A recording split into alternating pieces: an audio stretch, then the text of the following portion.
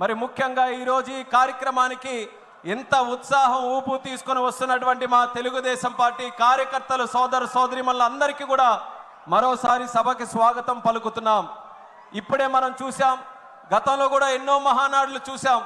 గత 40 సంవత్సరాలుగా ఏ మహానాడు జరిగినా అధికారం ఉన్నా ప్రతిపక్షంలో ఉన్నా సరే వాటిని లెక్క చేయకుండా పిలిచిందే తరువా అన్నట్టుగా ప్రతి ఒక్క కార్యకర్త పసుపు చొక్కా వేసుకుంటూ ఈ యొక్క మహానాడు కార్యక్రమం విజయవంతం చేయడానికి తరతరాలుగా కుటుంబాల వరకు కూడా తెలుగుదేశం పార్టీ వెంట నిలబడి ఈ యొక్క కార్యక్రమాన్ని విజయవంతం చేసినటువంటి ప్రతి ఒక్క కుటుంబానికి, ఆ కార్యకర్తకి, ఆ స్ఫూర్తికి మరొకసారి వేదిక ద్వారా నమస్కారాలు తెలియజేసుకుంటున్నాం. అలాగే గత 12 సంవత్సరాలుగా నేను చూస్తున్నటువంటి మహానాడుల్లో కూడా అతి ముఖ్యమైనటువంటి కార్యక్రమంగా ఎంతో ఆసక్తిగా ఎదురు చూసే కార్యక్రమం, గతంలో ప్రతిపక్షంలో ఉన్నప్పుడు 2022లో ఒంగోలులో ఒక కార్యక్రమం చేస్తే ఆ మహానాడు ద్వారా కార్యకర్తలందరికీ కూడా ధైర్యం నింపి పంపించినటువంటిది మన మహానాడు కార్యక్రమం. 2023లో రాజమండ్రిలో మనం మహానాడు కార్యక్రమం పెడితే యుద్ధానికి మేమందరం కూడా సంసిద్ధంగా ఉన్నామని నినాదంతో ముందుకెళ్ళినటువంటిది రాజమండ్రిలో మహానాడు కార్యక్రమం.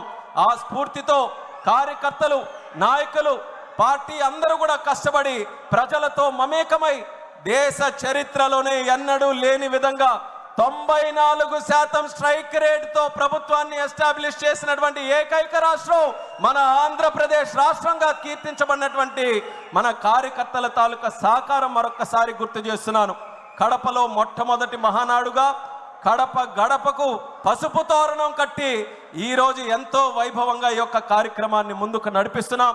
ఇప్పుడే మనం చూసాం, యువ నాయకుడు నారా లోకేష్ అన్న గారు ఒక యువ నాయకుడుగా కార్యకర్తల గుండెల్లో, ప్రజల గుండెల్లో ఒక సుస్థిరమైనటువంటి స్థానం సంపాదించుకొని ఈరోజు ప్రజా నాయకుడిగా ఎదిగి ఆయన తాలూకా ఆలోచనలతో 40 సంవత్సరాలు స్వర్గీయ నందమూరి తారక రామారావు గారి తాలూకా నాయకత్వంలో, నారా చంద్రబాబు నాయుడు గారి నాయకత్వంలో ఈ 40 సంవత్సరాలు తిరుగు లేకుండా పార్టీ ఏ రకంగా ముందుకు నడిచిందో మరో 40 సంవత్సరాలు కూడా తిరుగు లేకుండా తెలుగు జాతి ఉన్నంతకాలం, సూర్యచంద్రులు ఉన్నంతకాలం తెలుగుదేశం పార్టీ అనుక్షణం ఉండాలనే ఆలోచనతో మరొక 6 శాసనాలని మన అందరికీ కూడా అందించడం జరిగింది మన లోకేష్ అన్న గారు.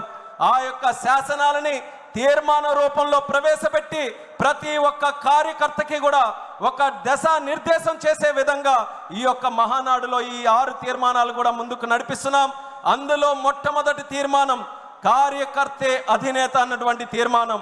ఇప్పుడే లోకేష్ అన్న గారు చెప్పారు, కార్యకర్తకి ఎటువంటి ఆపద వచ్చినా, కార్యకర్తకి ఏ కష్టం వచ్చినా నేను ఎప్పుడు కూడా ఉంటానని ధైర్యం ఇస్తూ, అలాగే భవిష్యత్తులో కూడా ఆ కార్యకర్తకి పార్టీ ఎల్లప్పుడూ కూడా నిల్చుంటుందనే ఆలోచనతో ఈ యొక్క తీర్మానాన్ని ప్రవేశపెడుతున్నాం. ఈ తీర్మానాన్ని ప్రవేశపెట్టవలసిందిగా మన మంత్రివర్యులు, యువ నాయకులు కొల్లు రవీంద్ర గారిని మాట్లాడవలసిందిగా కోరుతున్నాం.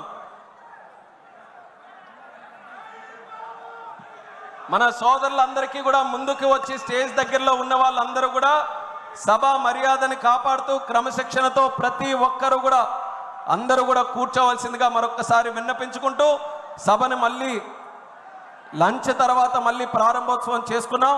చాలా విజయవంతంగా మొదటి భాగం మనం పూర్తి చేసుకున్నాం. రెండో ఈ భాగం కూడా ఎంతోమంది వక్తలు ఉన్నారు, మంచి మంచి ఆసక్తి అనేటువంటి తీర్మానాలు ప్రవేశపెట్టబోతున్నారు.